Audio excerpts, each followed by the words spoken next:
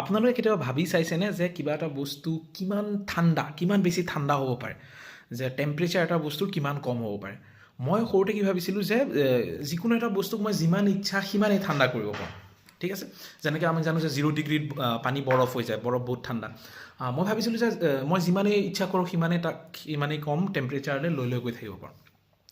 এতিয়া এই প্ৰশ্নটোৰ ওপৰত বহুত ডিটেইলত ষ্টাডি কৰিছিলে এজন চাইণ্টিষ্টে, যাৰ নাম আছিলে লৰ্ড কেলভিন।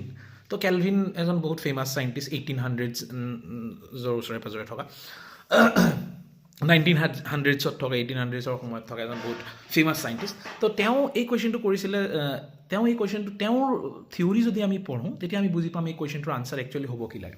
এই এনচাৰটো বুজিবৰ কাৰণে আমি প্ৰথমতে বুজিব লাগিব যে কোনোবা এটা বস্তু গৰম বা ঠাণ্ডা বুলি যেতিয়া আমি কওঁ তাৰ প্ৰকৃততে তাৰ অৰ্থ কি, ঠিক আছে।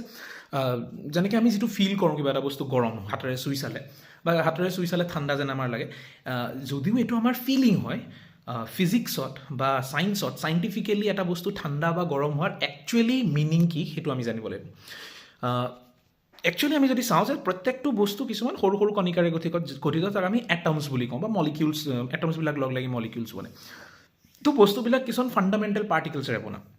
এতিয়া এই ফাণ্ডামেণ্টেল পাৰ্টিকলছবিলাক নাথাকে, ঠিক আছে। এই ফাণ্ডামেণ্টেল পাৰ্টিকলছবিলাকৰ কিছুমান সৰু সৰু মুভমেণ্ট থাকে, মোশ্যন থাকে, আৰু এই মোশ্যনটোৱে হৈছে সেই পাৰ্টিকলবিলাকৰ যিটো সমষ্টি, তাৰ এটা এনাৰ্জি, ঠিক আছে।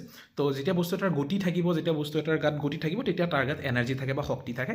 তো এই যিকোনো বস্তুৰে কি থাকিব, যেনেকৈ মই এই হাতখন লৈ ল'লোঁ বা মই গেছ এটা লৈ ল'লোঁ, যিকোনো বস্তু লৈ লওঁ, তাত যিবিলাক মলিকিউলছ থাকিব বা এটমছ থাকিব, সেইবিলাকে কি কৰি থাকিব, মোশ্যন কৰি থাকিব।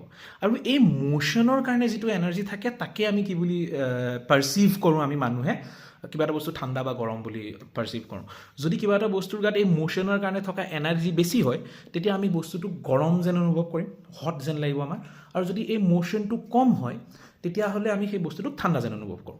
এতিয়া যদি কিবা এটা বস্তুক আমি ঠাণ্ডা কৰিছোঁ, যেনেকৈ ৰেফ্ৰিজাৰেটৰে বস্তু এটাক ঠাণ্ডা কৰে বা এয়াৰ কণ্ডিশ্যনাৰে যেতিয়া ৰুম এটাক ঠাণ্ডা কৰে, আল্টিমেটলি সি কি কৰি আছে, সেই যিটো জেগাক সি ঠাণ্ডা কৰিছে বা যিটো বস্তুক সি ঠাণ্ডা কৰিছে, সেই বস্তুটোৰ ভিতৰত থকা মলিকিউলবিলাকৰ মোশ্যনবিলাক, মুভমেণ্টবিলাকক সি কমাই দিছে, শ্ল' কৰি পেলাইছে, মোশ্যন কমাই পেলাইছে।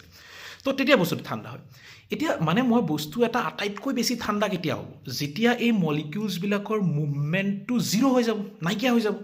তো যদি মোশ্যনেই নাথাকে, যিটো বস্তুক মই ঠাণ্ডা কৰি আছোঁ, যিটো বস্তুৰ কথা মই কৈ আছোঁ, সেই বস্তুটো যিবিলাক সৰু সৰু মলিকিউলছ বা সৰু সৰু কণিকাৰে বনিছে, সেই কণিকাবিলাকৰ মোশ্যনেই যদি নাইকিয়া হৈ যায়, তেতিয়া মই ক'ম যে বস্তুটো আৰু তাতকৈ ঠাণ্ডা কৰিব নোৱাৰে। কাৰণ মোশ্যন মানেহে হিট। যদি মোশ্যন আছে কিবা এটা বস্তুৰ, তেতিয়াহে ক'ম যে তাৰ গাত হিট এনাৰ্জি আছে। মোশ্যন যদি নাই, তাৰ আৰু হিট এনাৰ্জি নাই। তো একেবাৰে মই যদি মোশ্যনবিলাকক ৰখাই পেলাওঁ, তেতিয়া যিটো তাৰ টেম্পাৰেচাৰ হ'ব, তেতিয়া যিটো তাৰ এনাৰ্জি বা শক্তিৰ অৱস্থা হ'ব সেই বস্তুটোৰ গাত থকা, তাতকৈ আৰু কম এনাৰ্জি কেতিয়াও পাব নোৱাৰি। আৰু এই স্পেচিফিক এনাৰ্জিটো, এই স্পেচিফিক অৱস্থাটোক বস্তু এটাৰ এবছলিউট জিৰ' বুলি কয়। তো এবছলিউট জিৰ' সেইটো টেম্পাৰেচাৰ য'ত বস্তুটোৰ ভিতৰত থকা পাৰ্টিকলছবিলাকৰ কোনো ধৰণৰ মোশ্যন, কোনো ধৰণৰ গতি, কোনো ধৰণৰ মুভমেণ্ট নাথাকে।